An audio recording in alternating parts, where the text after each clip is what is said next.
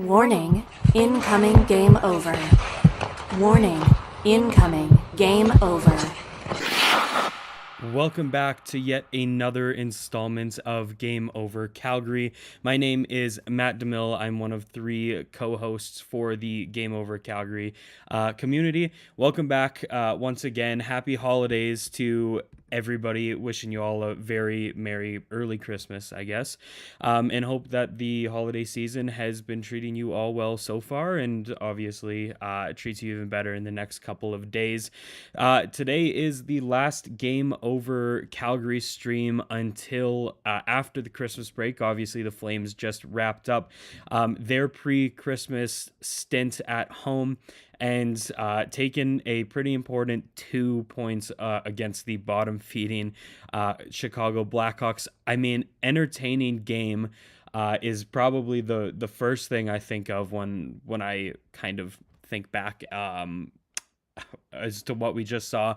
Entertaining through the first two, very, very stressful in the last 20. Definitely not the direction I was expecting, nor of course hoping in the final 20, but obviously the Flames put up some pretty big scoring in the first two periods, especially the first period.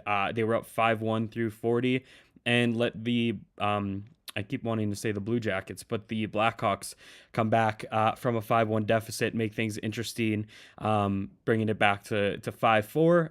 And then Michael Backlund thankfully capped off the matinee match with an empty netter to secure the win for the Flames. Matt C, back in the chat again. Once again, appreciate your consistent tuning in and chatting with myself as well as Conrad and Anand. Really enjoy your conversations. What an embarrassing third period. How do you let a 5-1 lead against a poor team at home and let them get that close? I couldn't agree more. I thought that game was kind of done and dusted through 40. I mean, the Blackhawks really didn't look like there was much to them today, and I figured tonight was kind of a wash and something the Flames could take a lot of momentum, and obviously while there is momentum to be had, you did pick up the 2 points in regulation and managed to win in regulation. Of course, that third period is something that's going to haunt them a little bit, but again, could have haunted them a lot worse than it will now. And at the same time, I think right now, I mean, if I'm feeling it, the players are 100% feeling it, in the sense that, hey, picked up a 2 points, let's pack up tonight, let's wrap things up, we can think about it, but maybe that's something we think about once we're back after the holidays. And we got the job done. Wasn't pretty at the end, but we got the job done. Let's relax. Let's go enjoy a week with our families, or 5 days, or however many. And let's kind of keep this momentum going. But I think this is something that, you pick up the 2 points and we move on and go. Obviously, there's a bit more emphasis right now in spending times with your loved ones, and I'm sure they're feeling the same kind of sentiments that I obviously have as well. Flames entered today's game with a record of 15-11-7, and obviously a regulation wins bumped them up to 16-11-7. Not sure if this is, I don't know if you want to call this the midway mark. Probably not. I think there's 7 more games on the schedule before it's the official midway mark. But is it a record that I expected the Flames to have through 34 games? Not at all. I mean, am I sad to see it?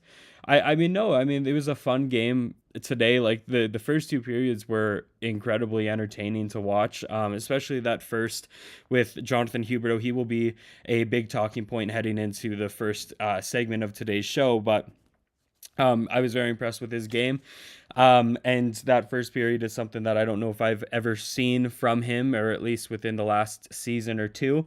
And of course, this is the second time the Flames have managed to squeak by wins against the Blackhawks, which, if you want to be a playoff team, you got to do a good job beating the non-playoff teams. And while the Flames, I will make the argument, haven't done a good job with it, they have against the Blackhawks. Their last meeting was October 15th, or was that November 15th? Either way, one of the 15th in the last 2 months. They squeaked out a 3-1 win at home, and again tonight 6-4, so they're up 2-0 on the season series. Technically they win the season series, but there is one more game. I believe they meet again in January to finish off their third and final game. Now, before we head into the first segment of today's show, as per usual, I got some ad reads that I need to share with all of you. And first things first, let's shift into Hyperdrive and get ready to have some fun with your new source for all of the biggest stories in hockey, bringing a unique style of broadcasting and commentary with a Quebecois flavor. Hyperdrive Hockey combines top-tier hockey analysis, big stories, pop culture, and a damn fun atmosphere that will drive debate, make you think, and more. Join Max Van Hoot, Daphne Malbouf, and Kevin Laramie every Tuesday and Wednesday for your fill on the hockey world. Watch on YouTube on the Game Over Network channel, or subscribe to the podcast on Apple, Spotify, or Amazon, and head to our website, thegameovernetwork.com, for more. The folks at Hyperdrive Hockey have been doing some fantastic stuff since the season started, and if you're lucky, you might get to see one of your favorite Game Over hosts across the market do more of a guest segment on there as well. I haven't booked my time there yet, but it is in the future something I hope to do as well. So check out their stuff. They're doing fantastic stuff. Now, getting into the first point in tonight's game, again, Matt C, Hubie and Kadri on track for 30 goals each. That sounds better than it is, but still, yeah, that's going to go straight into my first point of the night. Speaking specifically on Jonathan Huberdeau, is Johnny back? I kind of have to give him his flowers in the sense that I think he's been by far one of the better Flames on this team. I would say since mid-November at the earliest. I think I've said it just about every stream I've been on lately, and I'm sure I'm sounding like a broken record, but I don't know exactly when this page kind of turned, but I would say midway through November, maybe early November, he's looked incredibly confident with the puck, with the plays. Sure, he still makes his kind of harebrained, like spinorama blind passes and stuff. They've been a lot less. I found he's been shooting the puck a little bit more lately too, and he's just playing like a confident player that I haven't seen in the past 2 seasons prior to this. Like, he's moving the puck, he's putting the puck in places that can create scoring chances. Again, he's not, putting up a 115 point season like we saw him do in Florida, but it feels like in the offensive zone, the defensive zone is another story with that guy, but let's talk specifically offensively today. He is putting the puck in scoring chances. He's putting the puck where the puck needs to go. Is it correlating directly to the score sheet, to the rate it was when he was in Florida? No, not at all. But as you said, I did the math too, Matt. Through 34 games, he's currently sitting at 13 goals, 12 assists, 25 points, 2 points tonight, a goal and an assist. Props to him. And yes, he is on pace for 30 to 31, depending on how good my math is. 31 goals, 60 points. Again, that is 55 less than what we've seen from him in past seasons. And of course, like, 60 points isn't the greatest thing to run home about.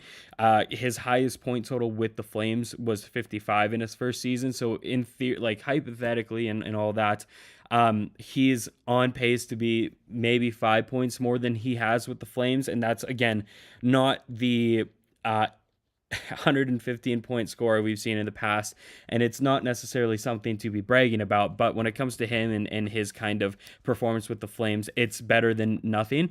But what I'm really interested in, and I really like the idea of, in the concept of, is the fact that he's on pace for 30 goals this season. That is something that we haven't seen from his Florida days, and I think he's only hit the 30 goal mark once, and again, that was his 115 point season. Like, of course, when he joined the Flames, we didn't really expect Huberdeau to be that 50 goal scorer. We kind of figured he'd be a setup man of sorts. The guy that had 85 points in a single season, the guy that's setting up the goals, the guy that's generating the scoring chances. He hasn't been. And this season specifically, he's turned into, I wouldn't call it a sharpshooter, but he's more of a consistent producer in terms of goals, whether it's those net front, like, goal line scrambles where he just taps the puck in. Either way, on pace for 30 goals, and so's Naz, and that's both pretty impressive things considering, again, what we've seen from in the past seasons. And again, like, you also have to give him credit for tonight's goal. I don't know if Conrad's in the chat here tonight, but we had a discussion months ago, and I said that I don't think Jonathan Huberdeau will ever score a nice goal again. It felt like he was just the net front jam guy, the one that is going to find the puck, an errant puck in a net front scrambled or whatever. But he wasn't the Huberdeau that will go end to end, roof one, you name it, similar to the goal that he scored in his very first exhibition game with the Flames, where he had that insane spinorama like bank pass to himself in the neutral zone before he scored. I feel like I was a very pessimistic when it came to him scoring beautiful goals again. But again, I'm going to give the guy credit because that shorthanded goal tonight was nothing short of spectacular. Again, I'm going to go back to the confidence here. I haven't seen him skate with that kind of confidence before. I've never seen him skate with that kind of speed before. And it seemed like the moment he picked up that puck at the top half of the Flames defensive end, he knew exactly what he was going to do. I mean, again, he didn't beat a like Norris caliber defenseman. It was a forward in recent call-up, Frank Nazar, but he burned that guy. He absolutely dusted him en route to making a pretty nice move on Peter Mrazek, who I thought had a pretty good first period, kind of tapered off as the game went on, but he was looking pretty sharp in that first period. So again, I take it back for now because I said Jonathan Huberdeau will never score a nice goal again, and I stand corrected. And I hope to see this kind of be just the start of what will be a pretty good second half of the season for him. And Matsi, again, he scored exactly 30 twice. This could be his career season for goals. And absolutely, and I think that's something that we need from him, but as much as the Flames need it from him, he needs it for himself because, like, obviously his recent couple seasons of not producing the way he has in the past, I'm guaranteeing you is bothering him as well. I mean, maybe not as much because he's getting paid, 11.5 mil, but either way, you got to think it's bugging him. So even a performance like this tonight is something that he should be incredibly proud of, and something to take home into the Christmas break, sit on, celebrate a bit, and then come back even stronger in the new year, end of Christmas, or end of December kind of thing, and just kind of keep going. So you know what, this could be like this performance is something exactly what he needs. He can go home, see family on a good note, and then just comes back energized, ready to go, keep producing the way he's been producing. And again, I'm talking about the goal, but he also set up Matt Coronado tonight for his, I believe, 9th of the season with a pretty nice feed from below the goal line and stuff too. And he just knew exactly what he was doing. He's not being too fancy with it. He's putting the puck where the puck needs to go, and the Flames benefited from that today. And he's benefited from it, I would say, lately. Like, I think that's been the Huberdeau, Kadri, and Pospisil line's been the hottest line for the Flames as of late. And I think Huberdeau is that, depending on night, I think he's a pretty big catalyst. While all three guys kind of bring different strengths, he's been a catalyst to that line, and it's been something I've been quite impressed with. So I wanted to take a segment of today's show and kind of just give him his flowers. And at the same time, like, you just have to think, like, sure, is 60 points the greatest thing in the world? Is 30 goals the greatest thing in the world for a guy who's making over $10 million a year? No, it isn't. But when you also compare it to seasons prior, his very first year, Huberdeau scored 15 goals with the Flames. His last year, he only had 12 goals through 81 games, and he is now at 13 goals through 34 games, and he's on pace to shatter his goal record with the Flames specifically. Might be close with the Panthers, but again, definitely like it's a bright note for him right now, and something that he should be happy with going into the Christmas break. So again, props to him for that. He should be going home happy to his family in Quebec after that. Impressive, to say the least.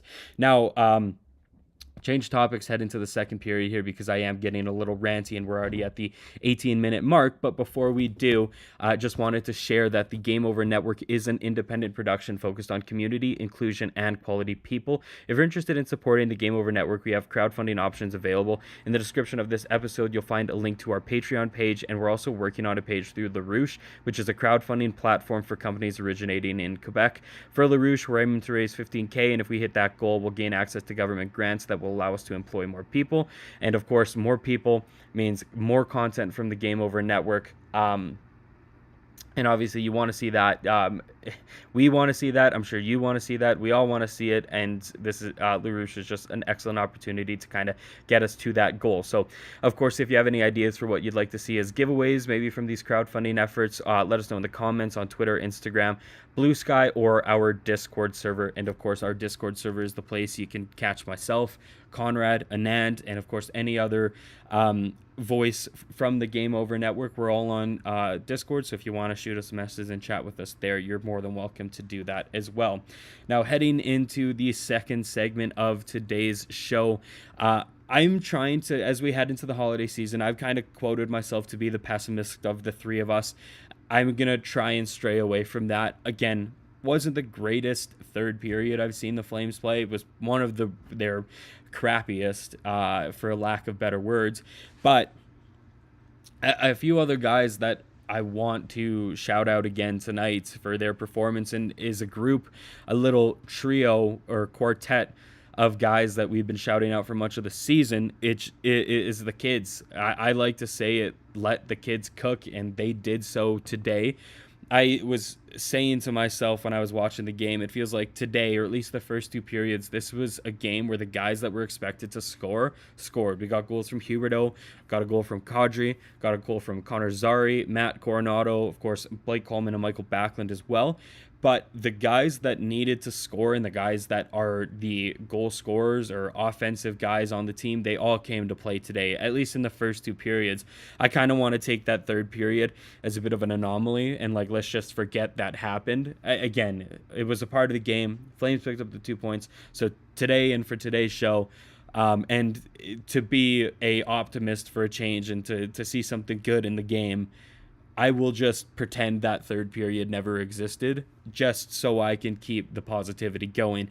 Just wanted to shout out the Connor Zary's, the Jacob Peltier's, Matt Coronado, and Dustin Wolf. I mean, I just said I'm not going to talk about the third period, but I think the third period definitely, my performance, or what I thought on Wolf's performance today, definitely came down a little bit with that, but specifically today, Connor Zary looked phenomenal as always. I will say, he's been one of the guys on the team that's been snake bitten lately. He finally found the back of the net again today off a great feed from Jacob Peltier. That one feels good. That one kind of, for those who had a chance to watch the two of them when they were playing with the Calgary Wranglers in the AHL, that kind of gave shades of their Wrangler chemistry, that nice cross, I don't know if he was crease, but kind of cross zone pass that Pelche found Zary with.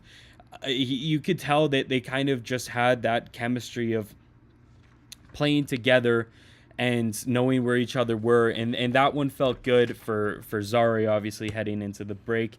But at the same time, you could see the excitement Zary had when he was celebrating that goal with Pelche. Obviously, Pelche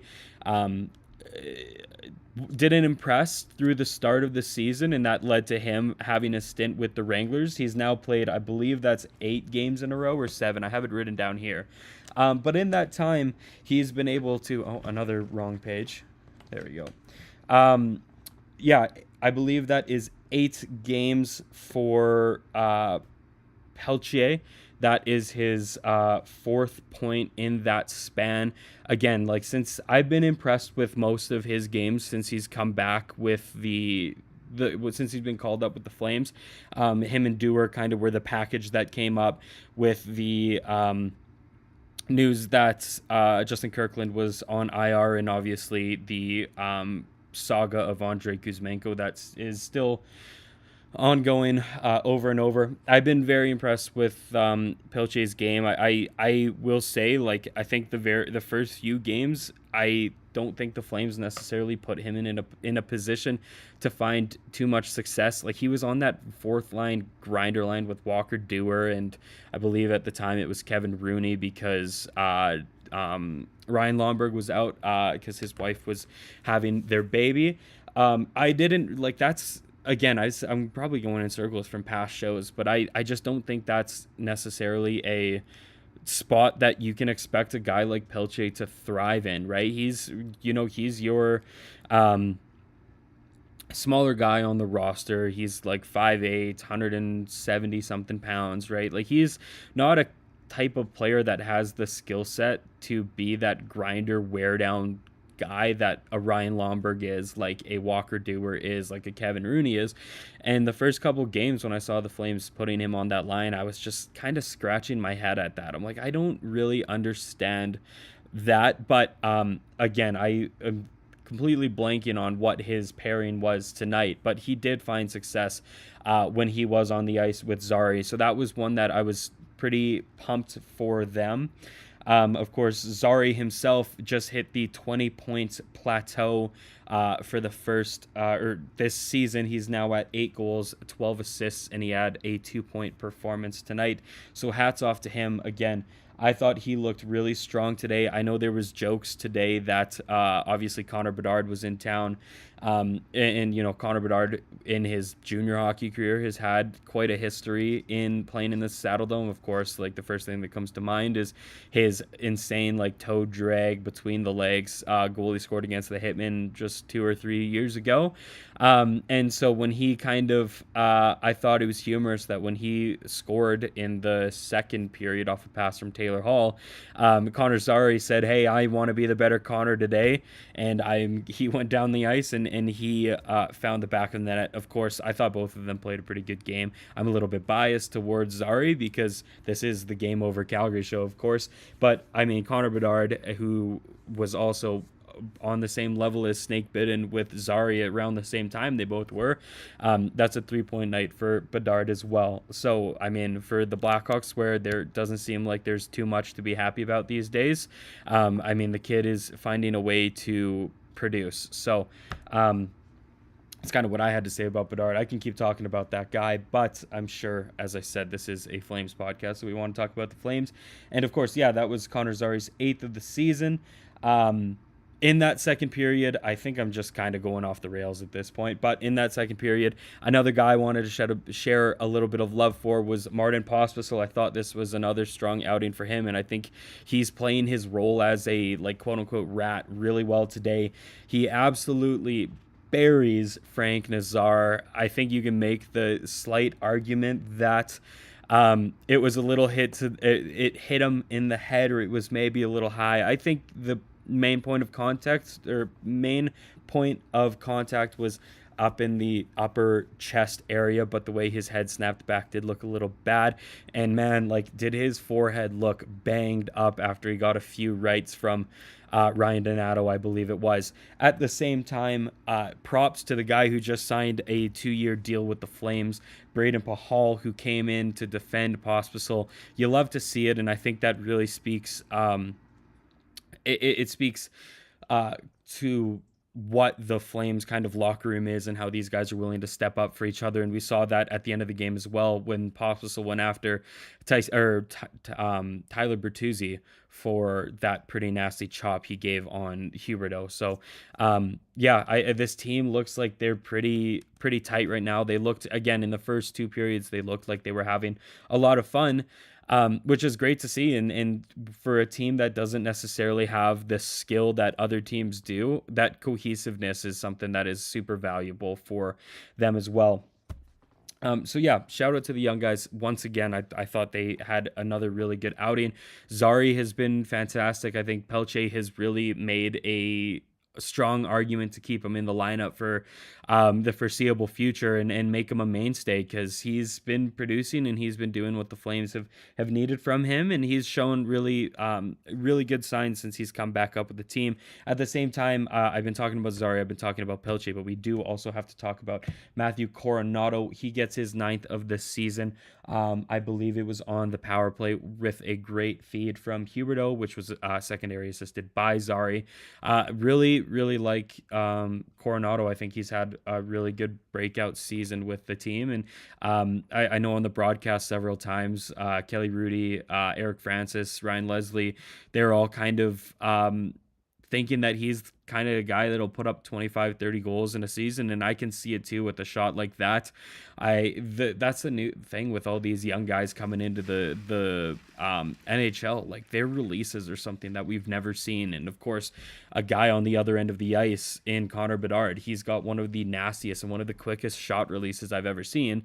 And I'm not necessarily comparing Matthew Coronato to Bedard and his caliber and the type of player he is, but his kind of wrist/snapshot that he has at the top of the slot is like lightning quick. And again, he was a little closer when he scored tonight for his 9th, but again, like, that puck was in the back of the net before Mrazek could even kind of get set for it. And again, you got to give props for Huberdeau for such a great pass, but Coronato keeps scoring when he needs to, and obviously that's big for the Flames, and just really good, and a good stepping stone for what I hope to be a really good year for him, and as well as just like another argument as to why the Flames kind of can build around a guy like him. I don't know if he's necessarily a top line guy, but a really strong, like, top 6 type forward-esque player is what I kind of see in a guy like Coronato.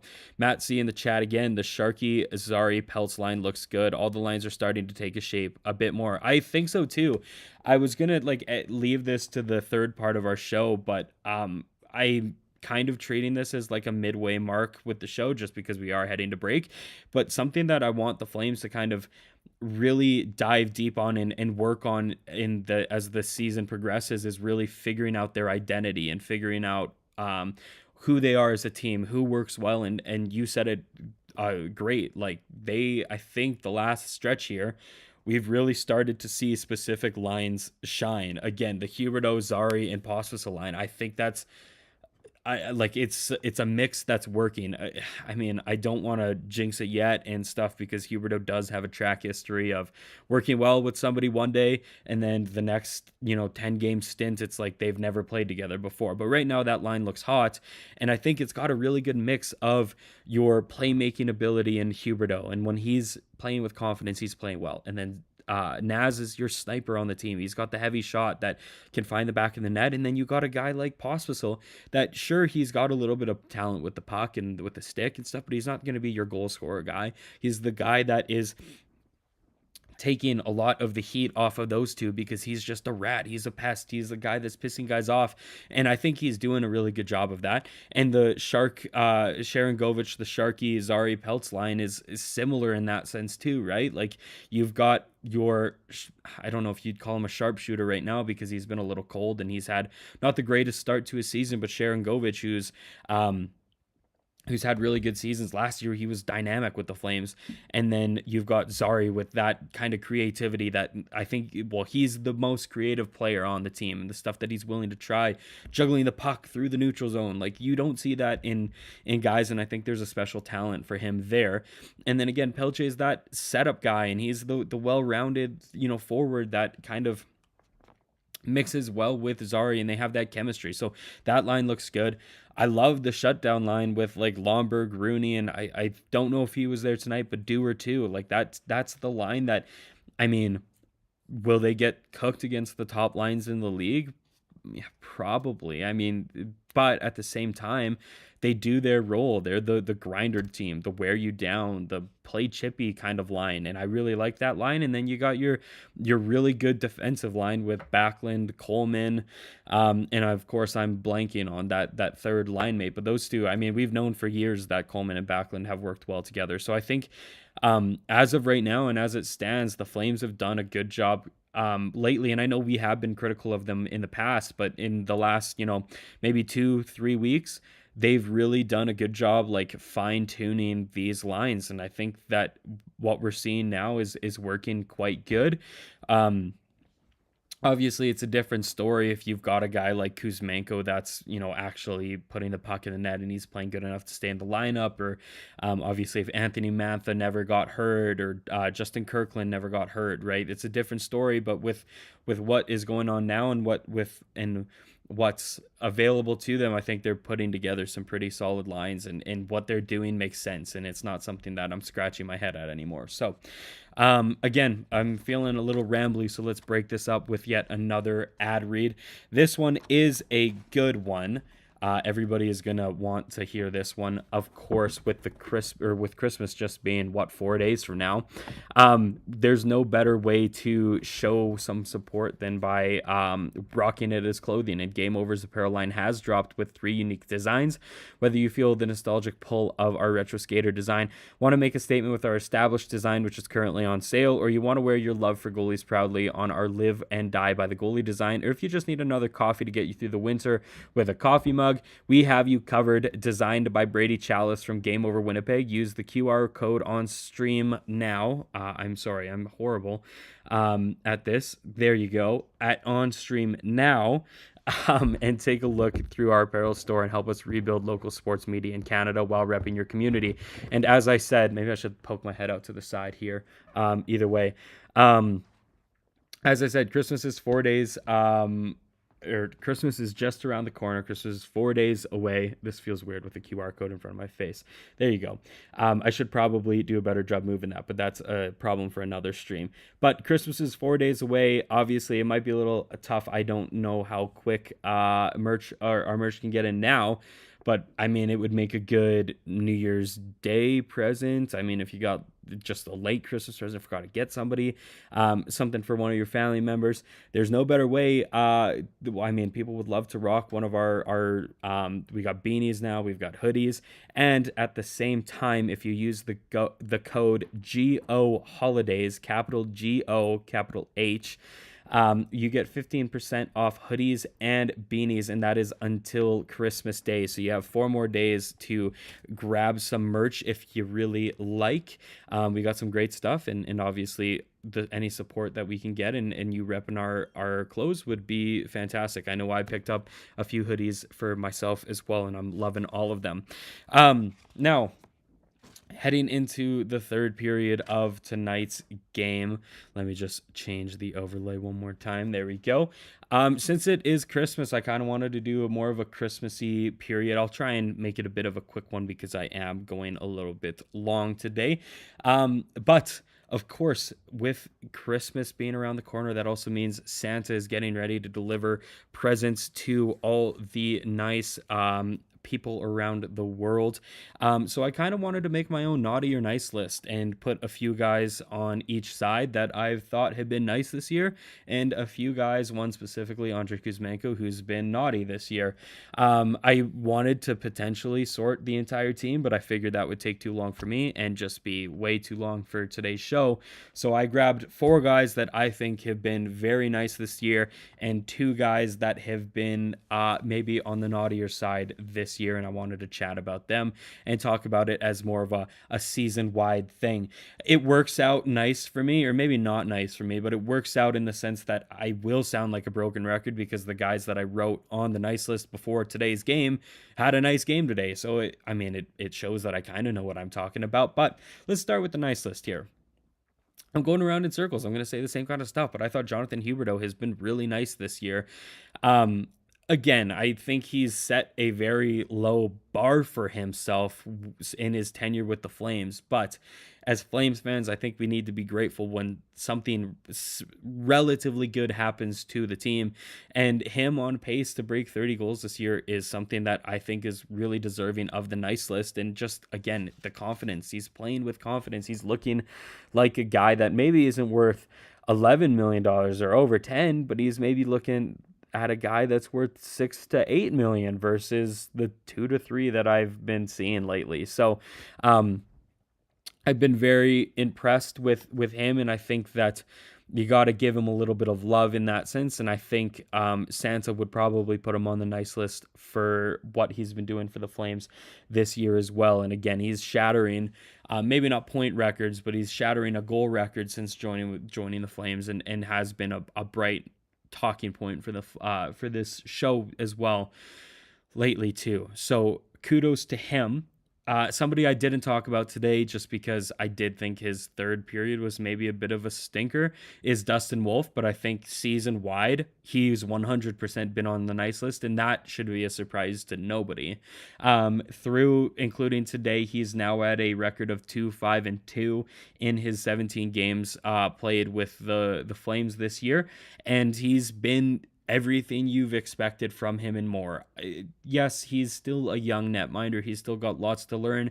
He has shown shades of being, I wouldn't call it inexperienced, but he's shown shades of maybe being again, just a newbie to this whole NHL scene, right? Like, there's still lessons that need to be learned. He's not by any stretch of the imagination a Vezina caliber goaltender at this point. Obviously, his trajectory is showing that he has a chance to be. Is he a strong Calder favorite? I would say so. I mean, obviously you've got your Celebrinis of the world that are having a great season and stuff too. And obviously those are your shoe-in for potential finalists. But I think Dustin Wolf and what he's doing is really, really impressive. I didn't get the stats following today's game, but heading into tonight's or this afternoon's game with the Blackhawks, he was also posting a goals against average of 2.72 and a save percentage of 9.135, if I wrote that down correctly. Sub 3 in goals against and over 0.9, I think, is really good for a rookie netminder. Again, he's not used to playing guys of this caliber. He's not used to playing McDavid on a nightly basis. Of course, they don't play McDavid on a nightly basis, but I mean, you got a guy like Connor Bedard that can fire the puck, and he made several saves in that first period to stone the top line on Chicago. You know, he's managed. I can't remember if he was in net when they beat the Oilers. Maybe that was Vladar, but he's outdueled guys like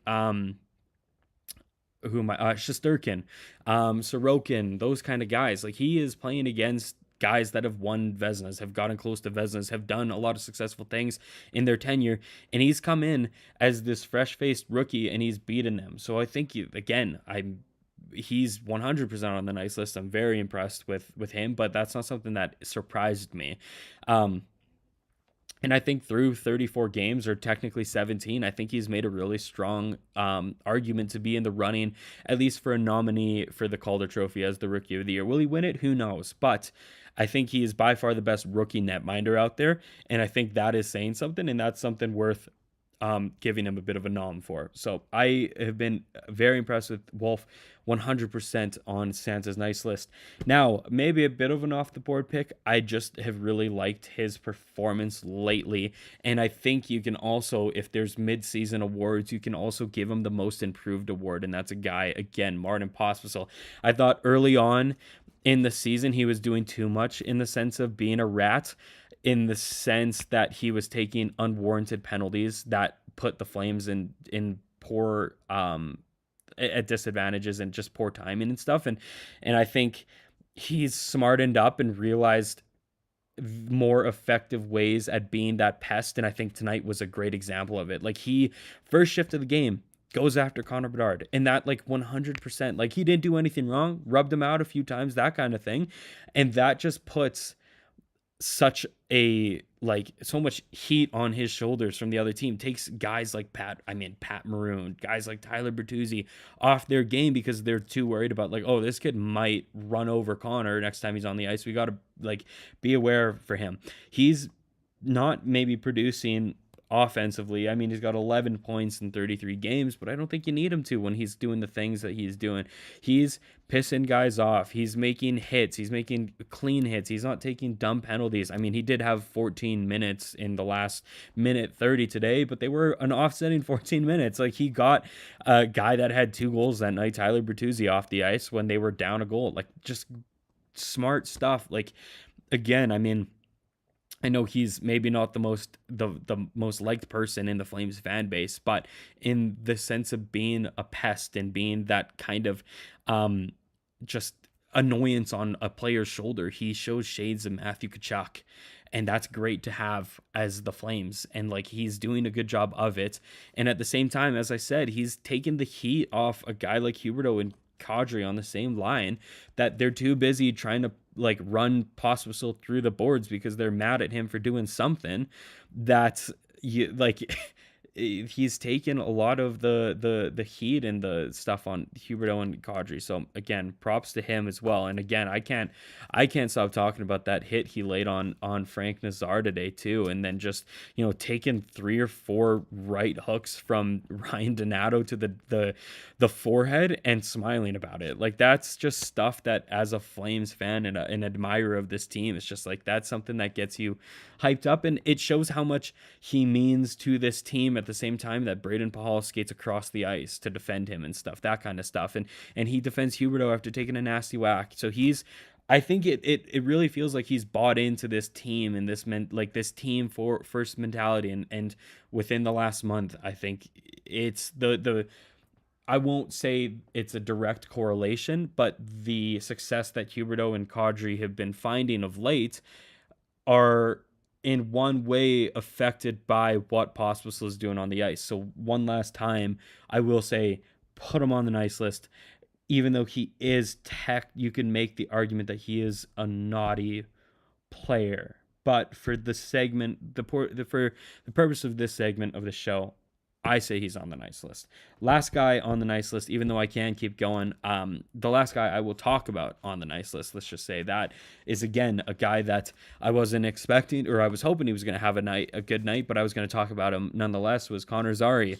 And again, I think you got to give him the creative points. I think the stuff he's doing on the ice right now is just stuff that not very many people do, or maybe not very many people have the confidence to do. I mean, like the kid is 22, 23, and he's skating across the neutral zone, juggling a puck. Like that's just, it's so fun to watch him play.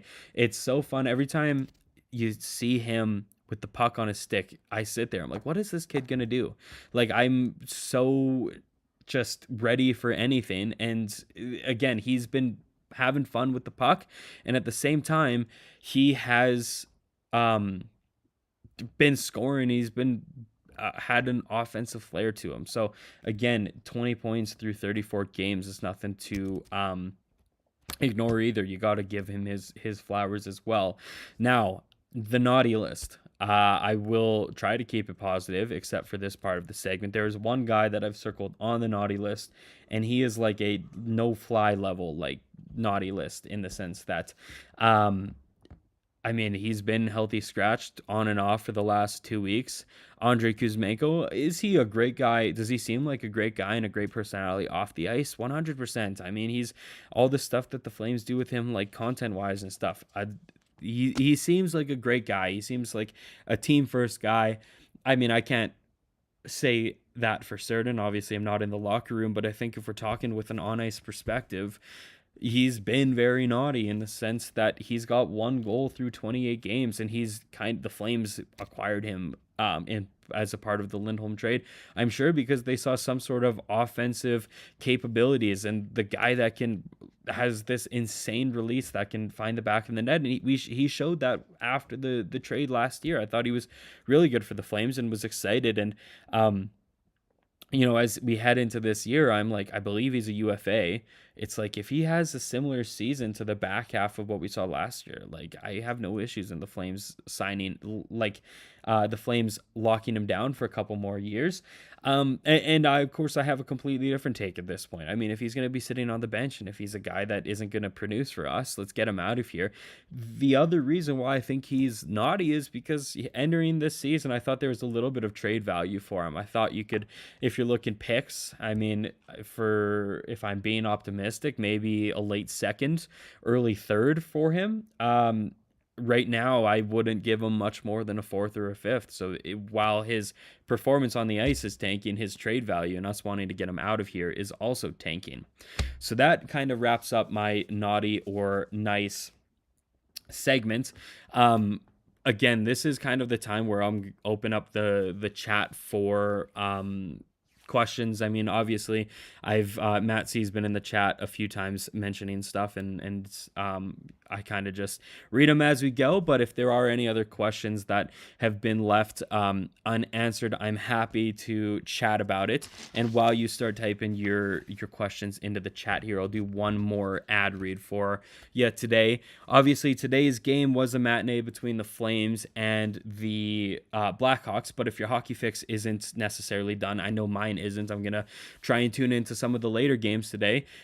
Game Over still has you covered. While today's show will be done in a couple of minutes here, or however long, we still have you covered in the sense that, if you didn't know, I'm sure you already know because I've said this every time I've been on stream, but the Game Over Network has markets across all 7 Canadian markets, all 7 Canadian teams. So if you maybe are a Oilers fan, I don't know why you would be an Oilers fan watching a Flame stream, but again, appreciate the support. If not, if you are an Oilers fan or a Canucks fan or a Senators fan, Jets fan, Habs, Leafs, you name it, I'm sure I missed one in one of all of those. We have markets for you there, and we do the same thing, same game over, same post-game show, talking specifically about the that Canadian team. So, of course, with, I believe, all 7 of our markets have games today. Calgary and Edmonton had matinees. Actually, fellow Game Over Calgary host Conrad Krausert is doing the Game Over Edmonton show. So we even do cross shows every once in a while. If we have some maybe scheduling issues or whatever, maybe we just want to catch a game on a different market. We are, I mean, even 2 games ago, Avery from Edmonton was doing our show. So we're very, we're very a tight-knit community in the Game Over Network, and I just wanted to share some love to the other markets in Canada because they're doing some excellent stuff, very similar to what we do, if not better. And if you're interested in any other teams or just want to keep watching hockey content, feel free to check out those ones. And of course, as I said, it's a full 7-game slate for all Canadian teams, so there will be Game Over shows running all night long after ours. All the late games, we'll have our Game Over staff doing that too. So sharing some love to them because they're doing some excellent stuff, and we love this community and wanna spread the love because they do the same thing for us, of course, too. So feel free to check out them. Matt C, I'd just like to say Merry Christmas to the Game Over Calgary team. Thank you so much. Merry Christmas to you as well. I hope it's well spent with your loved ones and whatever plans you have going on, whether they're big plans or little plans. Any kind of time spent with loved ones is an exciting time, and it's something that I hope everybody has the chance to do this Christmas. So thank you, Matt. Merry Christmas, happy holidays to you and all of your loved ones as well. Appreciate all your support that you've been giving us this season. And of course, I'm so stoked to be able to chat with you guys after the Christmas break as well. If there are no more questions, I don't see anything flooding in the chat. I feel like this is a pretty good time to wrap things up. Because as well, I have Christmas holiday on the break as well, and I'm sure I wouldn't mind kicking back for a week, relaxing with loved ones, hanging out, having a good time, just like everybody else is too. So one more time on behalf of me, as well as Conrad, Anand, and the rest of the Game Over Network, we just wanted to share a Merry Christmas and happy holidays to everybody, all of our audience, all of our listeners. We love you guys. We appreciate all of your support through the first kind of 3 months of the season. It's been, at least for me, it's been an absolute blast getting to do this. This is the first time I've really done something like this, and I've really loved getting to do it and meeting all of our kind of audience and stuff. And I hope that this keeps on going well past Christmas break and into the new year as well. So appreciate all the support and stuff, and wishing you all a very Merry Christmas, happy holidays. I will be back. The Flames' next stream is a week from today, when the Flames visit the San Jose Sharks on December 28th. I will be back in the host chair for another solo stream, so be on the lookout for that. I can't wait to catch up with all of you and hear how all your holidays were. But until then, as I said, I feel like I've said it a million times, but I genuinely mean it. Happy holidays, Merry Christmas. Hope it's spent with loved ones and you just have a great time relaxing and having a great time, all that. So yes, Merry Christmas, happy holidays, and I hope to talk to you guys after Christmas break.